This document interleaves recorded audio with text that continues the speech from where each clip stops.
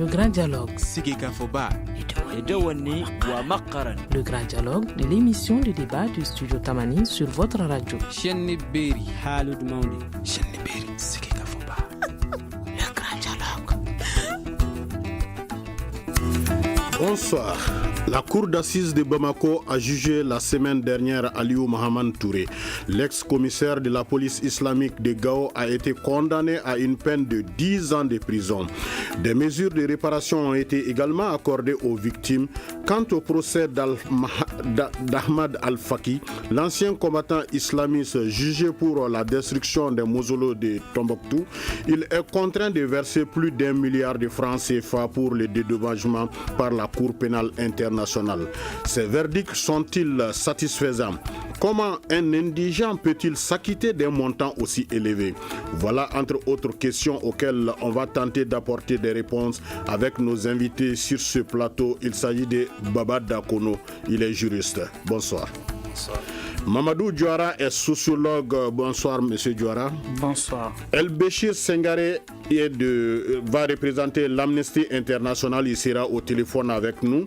Et El Hadj Garba également, secrétaire aux affaires juridiques, réseau régional des associations de victimes de l'occupation du Nord. Lui aussi, il sera au téléphone. Je suis Aliou Sidibé pour la présentation. Bienvenue à vous tous. Le grand dialogue. Alors, procès Aliou Mahaman Touré et Ahmad Al-Faki, quel enseignement pour le Mali?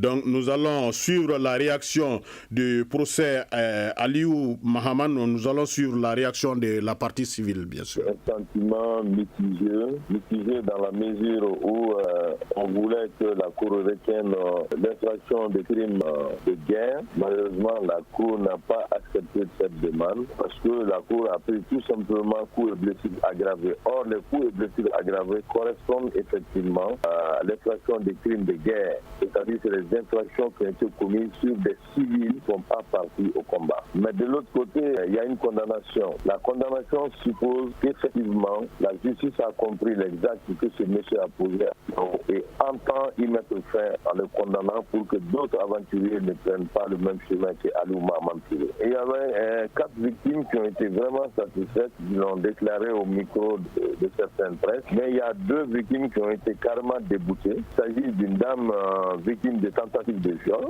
et puis il y a une autre victime dont l'enfant de 12 ans a été enlevé par le Moujero.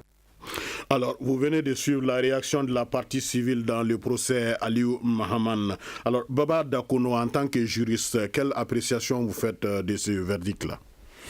Non, le verdict qu'on doit placer dans le contexte plus large de la tenue de ce procès, c'est une première et elle fait suite à l'amendement des textes en la matière pour prendre en charge ces questions de terrorisme. Et dans ce contexte, c'est une excellente avancée pour la justice malienne quand on sait que les prisons au niveau du Mali et par extension au Niger sont remplies de personnes qui sont présumées djihadistes ou ayant accompli des faits qualifiés de terrorisme. Donc en fait c'est une grande avancée au-delà de la question du verdict qui, comme tout verdict de la justice, est diversement apprécié. Mais je crois que ce soit la partie civile, toutes les parties engagées dans ce procès reconnaissent quand même le fait qu'il ait été reconnu coupable et satisfait à plus d'un titre tout ce qui le mettait en cause. Donc déjà c'est une réussite pour la justice malienne. C'est une première à saluer et une grande avancée pour traiter, y compris les questions de droits humains, parce que quand les prisons sont remplies de personnes qui sont présumées auteurs d'actes terroristes et qu'on n'ait pas la capacité de les juger, c'est une atteinte aux droits humains qui sont atteintes, qui est défendue par des organisations de défense des droits de l'homme comme la MDH qu'on vient d'écouter tout à l'heure. Mais le cas de Ahmad Al-Faki de la Cour pénale internationale. Al-Faki également, je crois qu'il faut peut-être rappeler, même si c'est brièvement, tout le processus, parce qu'Al-Faki, ça a commencé depuis 2015 et c'est également une première en ce qui concerne cette question. Tout à l'heure, vous avez parlé également du fait que comment un indigent va s'acquitter de ses moyens. C'est qu'en fait, en l'espèce, il faut savoir qu'il y a des procédures qui sont prévues au cas où à l'exemple d'Al-Faki, il ne serait pas dans les dispositions pour pouvoir s'acquitter de cette somme. Il y a des fonds qui ont été collectés pour les victimes. On va en ce moment puiser dans ces fonds pour pouvoir faire face au dédommagement qui a été prononcé par le juge. Et dans ces deux cas, dans le premier Al-Faki, il faut aussi rappeler que toute la disposition qu'il avait, et on l'a même écouté il y a une année quand il a présenté ses excuses, il s'est repenti et a demandé que les personnes qui sont tentées de suivre la même voie que lui n'empruntent pas ce chemin. Donc au-delà même de ce verdict, dans ce procès, on a l'un des rares moments où en fait un présumé terroriste est capturé vivant et qu'on arrive à son procès et qu'il lui-même puisse s'adresser à de nombreux autres jeunes qui sont tentés de prendre le même chemin que lui.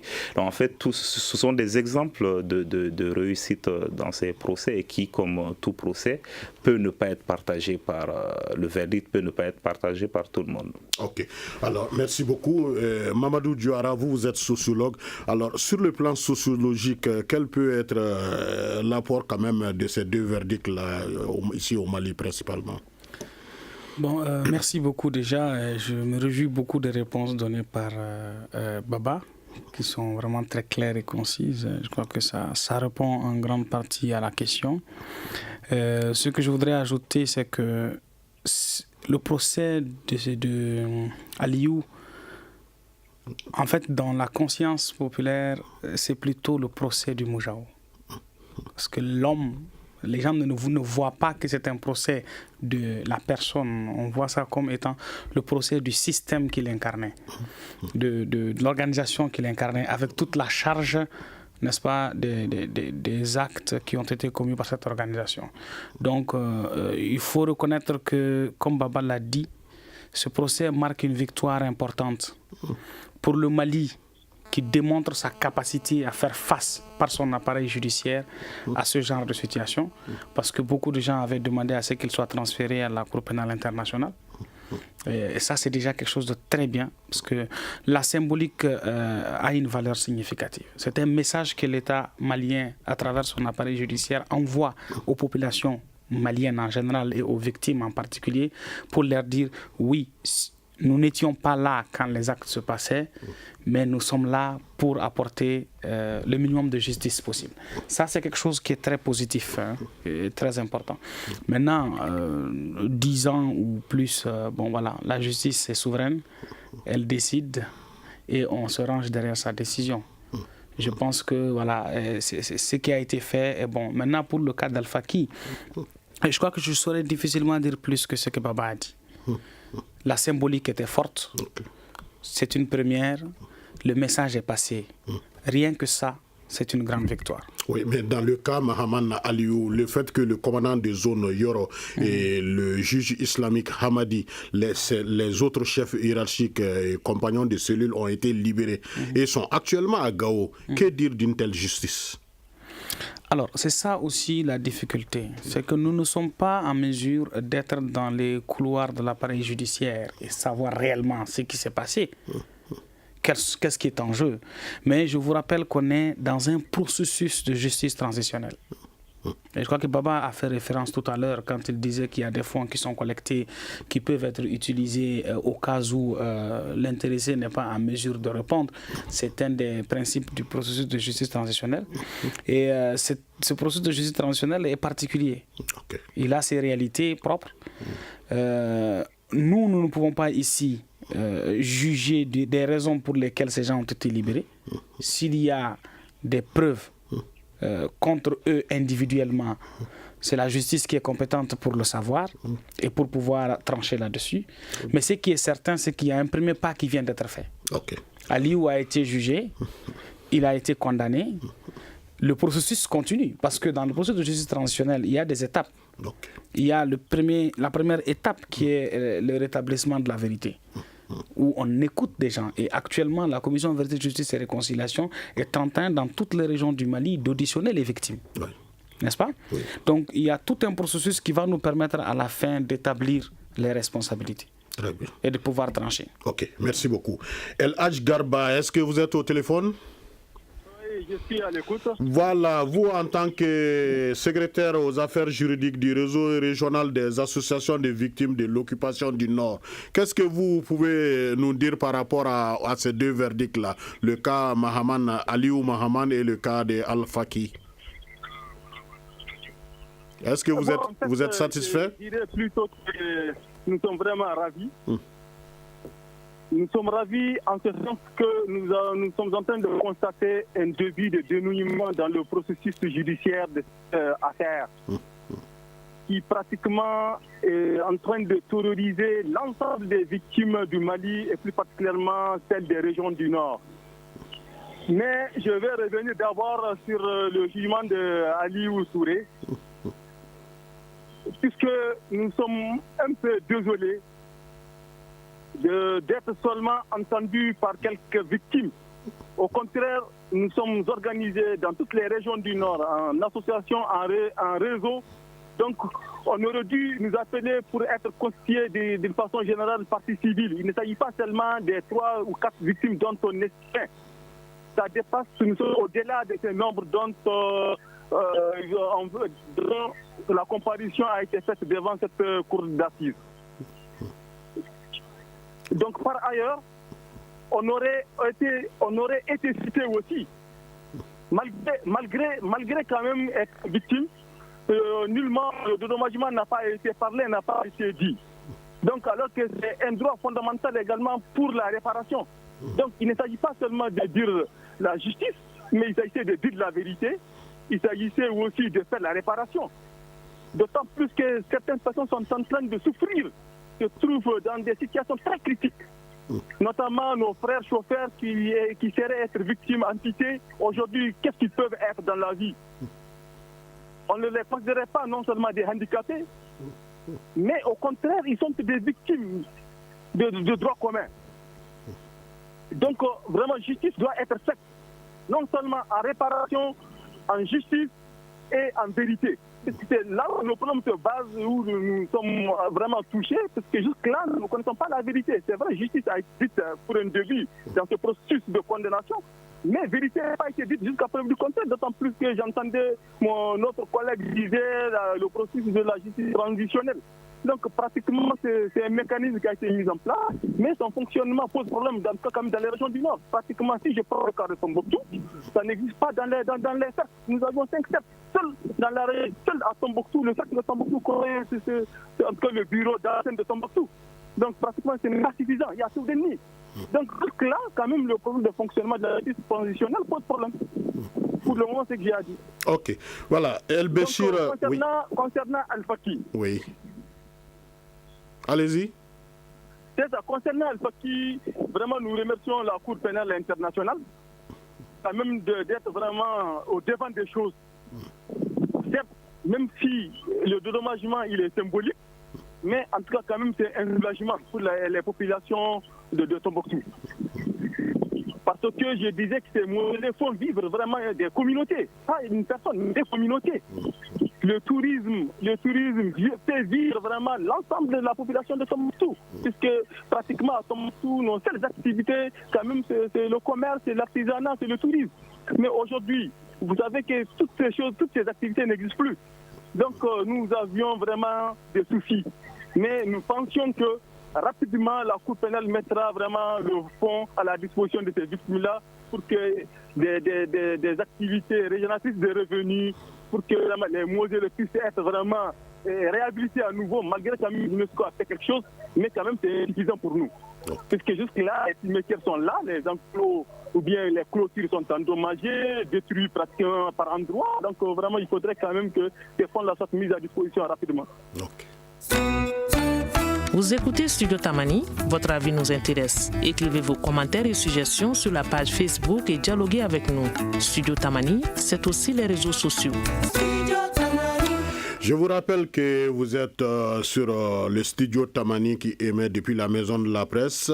Procès Aliou Mahaman Touré et Ahmed Al-Faki. Quel enseignement pour le Mali? Et pour en débattre, Baba Dakono est juriste, Mamadou Diouara sociologue, El Béchir Sengaré de Amnesty International et El Hadj Garba qui est de l'association des victimes de l'occupation du Nord. Alors El Béchir Sengaré, vous au niveau de Amnesty International, est-ce que vous êtes satisfait de ces deux verdicts-là? Oui. Bon, nous quand même, nous sommes toujours satisfaits lorsque quelqu'un répond de ses actes. Et que ce soit l'autre à la Haye ou bien celui qui vient d'être condamné à la cour d'assises, eh bien, je crois qu'ils ont répondu de leur acte et ils ont été condamnés. C'est déjà quelque chose.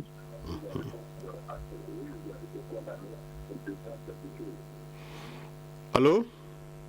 Ah oui? Oui, El Béchir, est-ce que votre appareil est sur haut-parleur?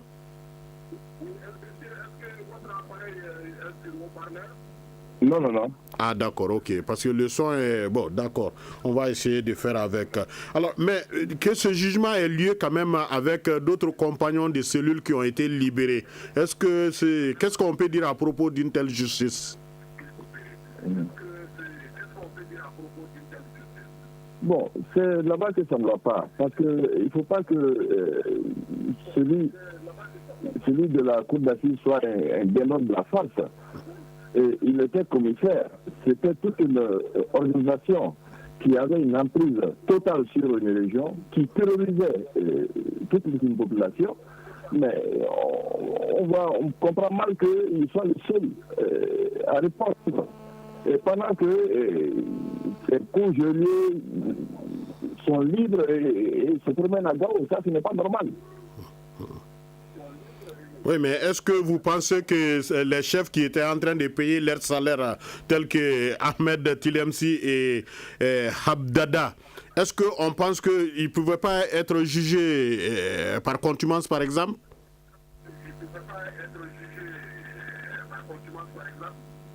Mais il y a le principe de la condamnation par contumace.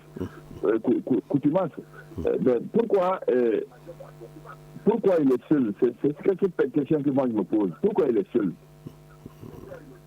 C'est cette question qu'on doit se poser. Alors, merci beaucoup. Alors, Baba Dakono, est-ce qu'il y a une explication sur un plan juridique à propos de ces jugements-là, des absents quand même notoires, ceux qui payaient les salaires et ils sont pas là, et ceux qui étaient avec lui dans la cellule, par exemple, et ils ont été libérés. Alors, juridiquement, qu'est-ce qu'on peut dire à propos? Peut-être qu'il ne faut pas chercher la réponse forcément dans le juridique. Dans des situations pareilles, il y a une dimension politique. On a parlé tout à l'heure de symbolique. Et Diouara a rappelé le fait qu'à travers le procès de Aliou, c'était aussi le procès du Moujao. Au-delà de ça, lui-même, certainement qu'à un moment, il s'est senti, quand il a vu les autres être libérés, pour des raisons certainement politiques, parce que la justice, ni le procureur ni les autres acteurs de la justice n'ont donné aucune explication par rapport à ces libérations. Donc nous connaissons le contexte malien, il est dominé par d'importantes crises qui peuvent être amenées à prendre des décisions politiques, à tort ou à raison bien entendu, mais peut-être que l'explication ne se trouve pas forcément dans le fondamentalement juridique. Et elle peut être politique, elle peut s'expliquer par beaucoup d'autres choses que nous ne maîtrisons pas. Mais est-ce qu'il y a espoir de voir un jour des compagnons, par exemple, de Al-Faki devant la Cour pénale internationale ou d'autres juridictions dans l'avenir? Je crois que l'espoir, je vais revenir à mon propos de départ, l'espoir, il faut le voir dans cette capacité nouvelle de la justice malienne à statuer sur des questions, à pouvoir rendre la justice aux personnes qui ont été victimes face à ces cas-là. Il faut le voir à ce niveau. Et au-delà de ça, on est dans un processus. On ne peut pas se mettre devant les acteurs qui aujourd'hui ont beaucoup plus d'éléments que nous, ont beaucoup plus d'informations d'informations que nous et certainement taisent ou disent des choses pour des raisons qui nous dépassent. Mais dans tous les cas, l'espoir est permis. Je pense que ce n'est pas Amnesty International, ce n'est pas l'Association malienne de défense des droits de l'homme qui va se plaindre du fait que le Mali ait aujourd'hui cette capacité à juger ces prisonniers qui dérangeaient dans les prisons parce que jusque-là étaient présumés coupables. Ok. Alors, Mamadou Diouara, quelles peuvent être les conséquences, en tout cas sur le plan sociologique quand même, que des victimes côtoient avec leurs bourreaux, par exemple, qui sont là dans le cas de Gao? Quelles peuvent être les conséquences? Bon, d'abord, je crois qu'il faut voir un peu les choses telles que Baba les a décrites tout à l'heure. C'est-à-dire que on est dans un contexte politique très complexe pour le Mali. N'oublions pas qu'à l'heure où nous sommes en train de parler, notre État n'a sa souveraineté que dans presque un tiers du territoire. Ça veut dire ce que ça veut dire. Et les différents acteurs qui opèrent sur le terrain ont encore la possibilité d'agir et de faire beaucoup de choses. Donc ce qui fait que ceux qui gouvernent savent des choses que nous ne savons pas et qu'ils peuvent ne pas pouvoir nous dire, à raison ou à tort, comme Baba l'a dit tout à l'heure. Maintenant, pour ce qui concerne le terrain, il faut dire que le Moujao a cohabité avec les populations à Gao. Certes, il y a eu des victimes, mais il y a eu aussi de la coopération pendant toute la période de l'occupation. Tout le monde n'a pas été à Liou dans le Moujao. Et il y a des noms, quand on les cite, à Gao, ça sonne plus comme des amis que comme des ennemis souvent. Et tout ça, ce sont des réalités du terrain. Je suis de Gao, même si je n'étais pas à Gao pendant l'occupation du Moujao. Je crois que je suis sérieusement au parfum de la situation. Maintenant, qu'est-ce qui se passera sur le terrain? Je suis sûr que dans le contexte actuel, aucun de ces bourreaux ne serait à mesure d'aller s'en prendre à une de ses victimes dans la ville de Gao. Vu la présence de l'ensemble des acteurs et la présence de l'État et le niveau d'organisation des choses, il faut remettre les choses un petit peu dans leur cadre et donner encore une chance au processus en cours de faire ses fruits. Parce que, pour revenir un peu sur ce que l'autre a dit de Tombouctou, celui qui a intervenu tout à l'heure, j'ai cru qu'il était de Tombouctou, le premier intervenant au téléphone. Voilà. En fait, c'est la réaction de la partie civile. De la partie civile, voilà. Donc, pour revenir un peu à ce qu'il a dit, bon, oui, il y a des gens qui n'ont pas été cités, mais est-ce que ces gens ont porté plainte? C'est aussi ça. Quand on est victime, on se déclare officiellement, on porte plainte et on mobilise des preuves qu'on est victime pour établir la culpabilité de la personne en question. La justice ne peut pas trancher en imaginant. Elle a besoin d'éléments concrets, d'éléments réels pour qu'elle puisse trancher et puis établir vraiment les charges contre la personne. Maintenant, si la personne suppose que bon, parce que j'ai été victime, on est censé prendre en compte ma situation sans amener les éléments de preuve et sans constituer une action en justice, je ne pense pas, je ne suis pas juriste, mais bon, voilà, le juriste pourra confirmer si j'ai raison ou tort. Je ne pense pas que la justice puisse faire grand-chose en la matière. Mais moi, je me dis encore une fois, nous sommes dans un processus de paix qui prend en compte un processus de justice transitionnelle et ce n'est pas en un jour que ça se résout. Comme son nom l'indique, c'est un processus. Ça prend du temps. On vient de faire un premier pas qui nous donne de l'espoir pour la suite. Nous restons vigilants. Nous continuons de mobiliser des preuves contre les gens qu'on pense être coupables pour que ce processus-là puisse véritablement établir la vérité et empêcher l'impunité. Parce que l'accord pour la paix et la réconciliation est clair dessus. C'est un principe, celui de la non-impunité. Voilà. Ok. El Hadj Garba. Allô, El Hadj Garba? Oui, je suis à l'écoute. Voilà, les victimes que vous représentez là, comment ils vivent cette cohabitation quand même avec des gens identifiés qu'ils côtoient chaque jour? Bon, en fait, c'est la peur au ventre. C'est la crise générale, généralisée. D'autant plus que même si vous connaissez votre bourreau, vous ne pourrez pas vraiment le déclarer devant les autorités judiciaires par crainte de l'insécurité. Puisqu'aujourd'hui, Nul n'ignore qu'entre dans la région de Tombouctou, il y a l'insécurité, pas résiduelle comme d'autres le disent, mais c'est une insécurité constante.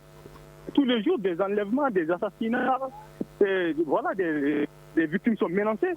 Par cela, nous ne pourrions pas vraiment faire des déclarations. Ce n'est pas possible. Donc, tant qu'il n'y a pas la sécurité pour nous, la justice malienne est allée un peu trop vite. Il fallait quand même qu'on attende, c'est vrai, un peu plus peu, pour que nous nous assurons de la sécurisation, de la protection, et puis pouvoir se déclarer, voilà, extrêmement en justice. Vrai, à un moment donné, avec la FDH, la MDH, en tout cas, quand même, il y a eu des plaintes qui ont été faites, des éléments de preuve ont été constitués, et d'ailleurs, c'est là qui a valu vraiment le dépôt de la plainte et la poursuite d'Aliou Touré, et notamment Mohamed El-Faki. Ok. El-Béchir Sangaré. Oui. Nous savons que Amnesty International est beaucoup plus actif sur le terrain. Alors, imaginez à qui le prochain tour pour le jugement?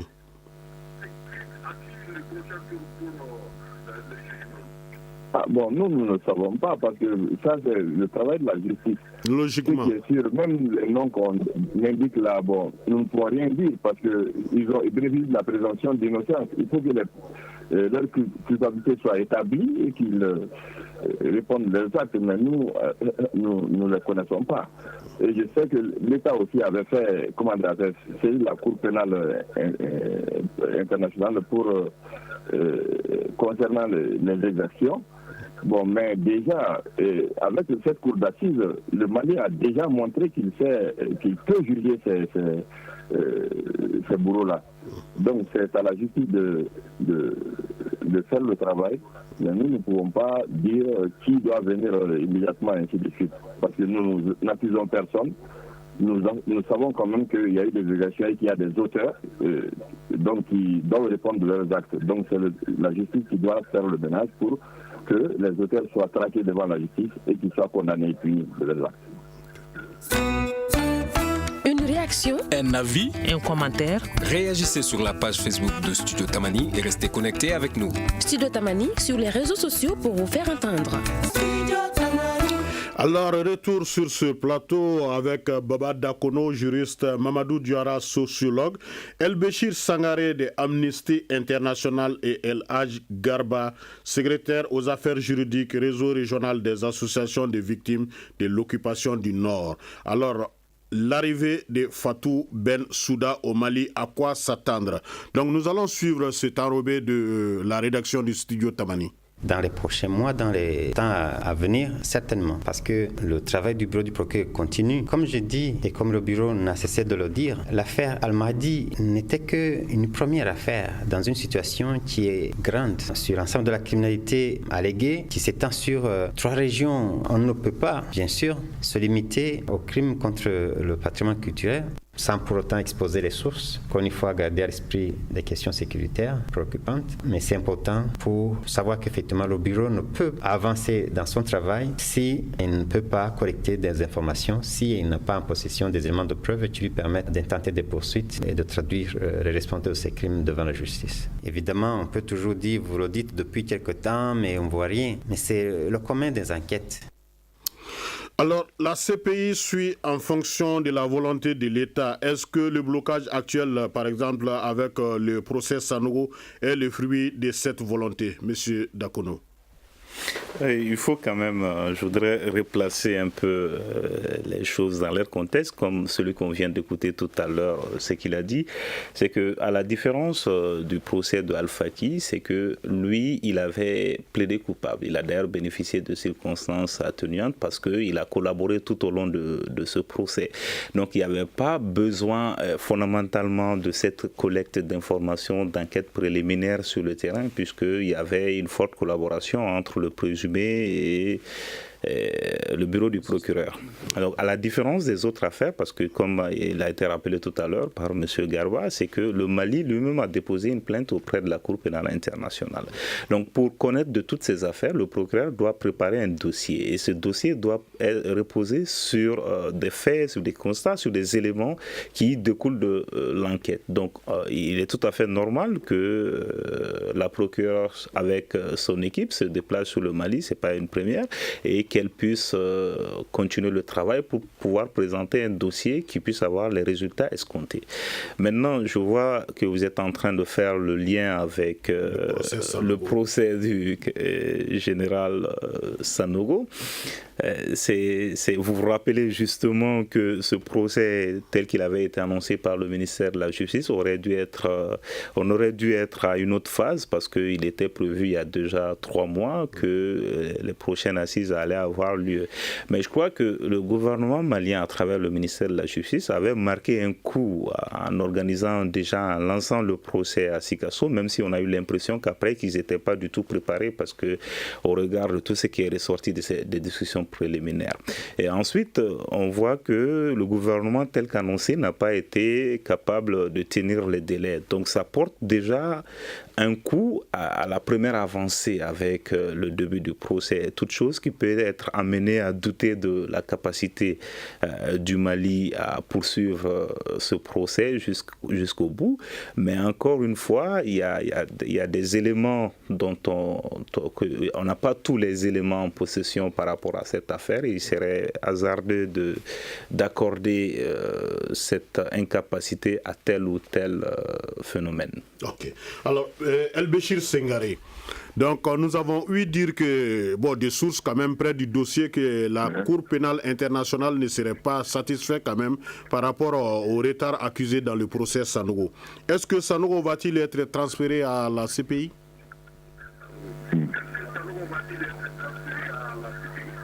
Non, mais je vous dis que la CPI est complémentaire de la justice nationale. Tant que la justice nationale peut décider peut juger et qu'on estime que tout est transparent et que c'est un procès équitable, la Cour pénale n'a rien à voir avec ça. En tout cas, pour ma part, on est déjà dans le procès Sanogo. Bon, il y a eu des incidents de procédure qui ont été tranchés à la faveur, n'est-ce pas, de la défense. Donc il fallait une autre expertise pour pour voir si effectivement les tests ADN là correspondaient réellement à ceux qui sont ceux qui ont disparu là, ceux qui ont été tués. Donc je crois que c'est pas quelque chose qui peut se faire du jour au lendemain. C'est mon avis. Donc pour moi, le procès, ça nous a commencé. Donc on attend d'abord, je crois qu'ils sont en train d'attendre le test, le résultat du test. Donc c'est après ça qu'on peut dire que si vraiment ça a été, ils sont préparés ou pas. Okay. D'accord. Alors, El Hadj Garba. Allô Garba? Oui, je suis à l'écoute. Est-ce que vous pensez que la visite annoncée de Fatou Bensouda pourra booster quand même les processus enclenchés ici au Mali? Ou bien elle sera obligée de récupérer ses jugements? Bon, en réalité, la présence de Madame la procureure au Mali en mois de septembre prochain, vraiment, ça serait vraiment un bouquet d'oxygène pour nos victimes. Ça nous permettra d'édifier vraiment un certain point, puisqu'en réalité, le Mali, c'est vrai, c'est notre pays, mais le mécanisme judiciaire pose vraiment problème. Vous le saviez, puisque tant qu'il n'y a pas de sécurisation, tant qu'il n'y a pas de protection pour les victimes, en tout cas, quand même, il serait très difficile au Mali de procéder à un de tels jugements, notamment le jugement des djihadistes ou bien le jugement de Sanogo. Ce n'est pas possible. Donc il faut impérativement que la Cour pénale internationale prenne en charge ces différents dossiers-là. Okay. On ne doute pas de la compétence de nos magistrats, pas du tout, mais par rapport à la sécurisation qui pose problème, la sécurisation des témoins, la sécurisation des parties civiles, la sécurisation de tout le monde, même les dossiers, les documents en question. Donc la présence de Madame la procureure au Mali, vraiment, ça va soulager certainement les victimes dans leurs mots de tous les jours. Et vraiment qu'elle fasse la bienvenue. Ok, d'accord. Mamadou Diouara, dans le cas du procès Amadou Aya Sanogo, on voit qu'on a l'impression quand même d'être engagé dans un dilatoire, même si ce n'est pas le cas à tort ou à raison. Alors, est-ce que vous pensez que la justice malienne pourra quand même trancher ce cas-là? Alors, merci. Je vais reprendre un peu les choses. Je pense qu'il y a quand même 3 pas importants qui sont faits par l'État du Mali, qui sont faits pour montrer que en fait, le processus est en cours. Le premier pas, c'est le fait d'avoir annoncé, comme Baba l'a dit, le procès de Sanogo. L'État, de toute façon, a mis en marche l'appareil. Les coupables ont été appelés à la barre, les charges retenues contre eux ont été prononcées et comme l'a dit Amnesty International, il y a eu des incidents de procédure qui ont fait que le procès a été repoussé. Le procès de Sanogo n'est pas un procès simple. C'est vrai que c'est dans la nature des victimes d'être impatients, d'avoir justice, c'est légitime, mais c'est aussi normal que des procès pour des cas aussi compliqués prennent du temps. Sanogo, c'est une question politique, c'est une question... il y a beaucoup de questions qui sont à prendre en compte dans son cas. Est-ce que vous voyez? Donc on ne peut pas du jour au lendemain faire ça à la va-vite, sinon ce serait un procès tronqué et qui serait décrété inéquitable et donc remis en cause. Maintenant, le deuxième pas, ça a été effectivement le procès de Aliou. OK? Aujourd'hui, l'arrivée de Fatou Bensouda, comme Baba l'a dit, ça montre qu'effectivement, n'oubliez surtout pas que c'est d'abord l'État du Mali qui a saisi la Cour pénale internationale. Ça commence par ça. Aujourd'hui, si Fatou Bensouda vient au Mali, c'est parce que l'État du Mali le permet. OK? Voilà. Et donc, ça veut dire quoi? Ça veut dire que la procédure est en cours. Les questions que l'État du Mali estime être de la responsabilité de la Cour pénale internationale, le procureur de cette cour est là pour s'informer et constituer les dossiers nécessaires afin de traiter ces dossiers-là. Maintenant, les dossiers que l'État du Mali estime être en mesure de traiter, il a commencé à les traiter. Donc, je crois qu'il faut que nous soyons davantage patients, mais toujours vigilants. Mais vous pensez que la justice malienne pourra... Je pense que la justice malienne peut régler le procès Sanogo jusqu'à preuve du contraire. Jusqu'à preuve du contraire. Les débats ont été ouverts, ils ont été publics jusque-là. Je crois que le report a été annoncé de façon publique. Les 2 parties sont en train de constituer leur dossier. À ce que je sache, aucune partie ne s'est plainte qu'on ait entravé son chemin dans la constitution de ces dossiers, sauf si je n'ai pas l'information. Donc le processus est en cours.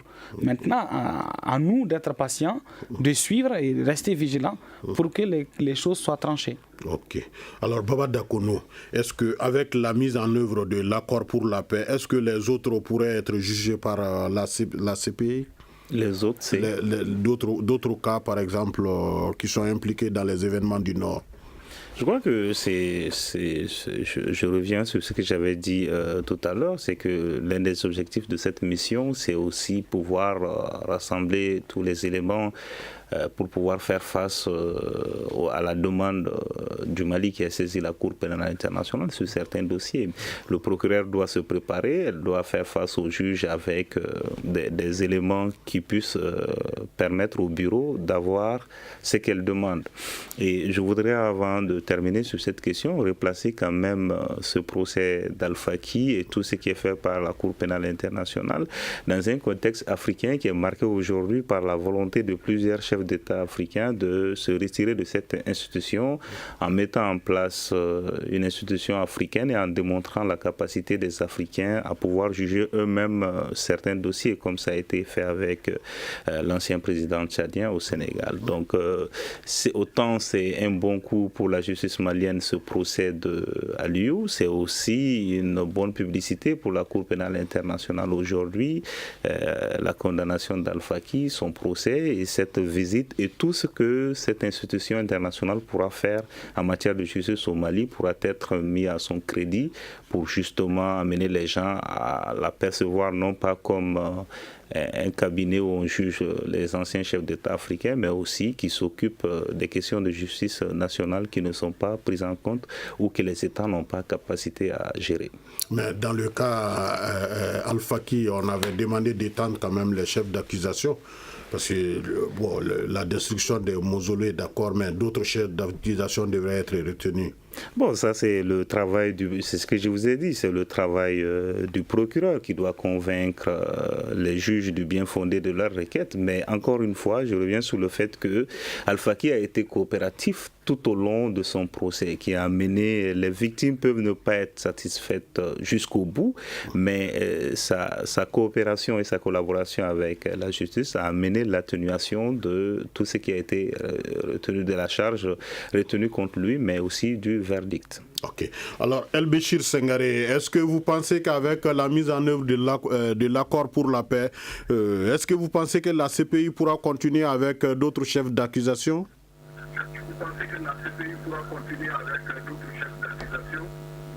Ouais, ben, l'accord pour la paix n'a rien à voir avec les actes criminels qui sont des attributions de la CPI. Ça n'a rien à voir avec ça. L'accord pour la paix, c'est un élan politique. Oui, mais je parle en connaissance de cause. C'est une crise qui perdure. Oui. Oui, mais récemment, on a découvert des fosses communes, notamment dans la région de Kidal. Là. Donc, ça pourra forcément intéresser la Cour pénale internationale. Très bon. Nous avons tous entendu ça. Bon, est-ce que c'est un chef? Parce que j'ai entendu le président de l'aménagement qui dit que, bon, on ne peut pas parler de charnier pour le moment. En tout cas, c'est des fautes communes. Donc, il faut savoir, il faut qu'on sache dans quelles circonstances ces individus ont été tués et rassemblés dans une fosse. Et qui sont les auteurs, ainsi de suite. Est-ce que Fatou Bensouda même peut aller à Kidal pour faire ces enquêtes? Ouais. Donc, en tout cas, le lien qu'il peut avoir entre la découverte de ces charniers et la venue de Fatou Bensouda, moi je crois que tant qu'il n'y a pas l'administration ne retourne pas à Kidal, dans ces régions-là, il serait difficile, n'est-ce pas, qu'il y ait des enquêtes fiables. Ok.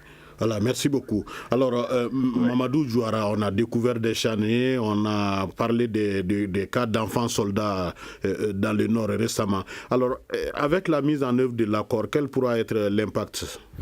Je pense que l'accord a ceci de particulier, hein, que pour toutes ces questions, il a prévu des mesures. L'accord est clair à ce propos, c'est-à-dire qu'on est dans un processus de paix. Ce processus de paix contient plusieurs étapes. Autant il est demandé de discuter avec les différentes parties, d'avoir une approche inclusive dans la mise en œuvre de l'accord, autant il est clairement établi que tous les crimes contre l'humanité, les crimes de guerre et les crimes de viol sont déclarés imprescriptibles et qu'on ne peut pas avoir d'impunité face à ces crimes. L'accord prévoit un processus de justice transitionnelle qui, n'est-ce pas, comme je l'ai dit tout à l'heure dans ma dernière intervention, est un processus par étapes. On établit la vérité, on confronte les parties, ok? Ensuite, on arrive qu'on appelle ça, au mécanisme de justice. Il y a les tribunaux nationaux qui sont en cours, en train de travailler. Il y a les tribunaux internationaux qui ont été saisis. Il est possible de créer des tribunaux spéciaux pour traiter un certain nombre de cas. Mais ce que l'accord a dit de façon claire et sans embâche, c'est qu'il n'y aura pas d'impunité. Donc, encore une fois, comme je l'ai dit, on est dans un processus. Suivons-le avec vigilance, un peu de patience. Et je suis sûr qu'à la fin du processus, on pourrait voir beaucoup de nos inquiétudes se diluer. Ok. Merci beaucoup. Procès Alioune Mahaman Touré et Ahmed Al-Faki. Quel enseignement pour le Mali? C'était le thème du débat d'aujourd'hui. Babak Dakono, juriste, merci. Mamadou Djouara, sociologue, merci. El-Béchir Sangaré de Amnesty International, merci. Et El-Haj Garba, merci. Il est de l'Association des victimes de l'occupation du Nord. Fin de cette édition réalisée par Moumine Sendebou. À la mise en onde ondes Salim Douara, la régie vidéo assurée par Mamadou Ouattara, Aliou Sidibé à la présentation et Mohamedou Touré à la coordination. Le grand dialogue. Le grand dialogue de l'émission de débat du studio Tamani sur votre radio.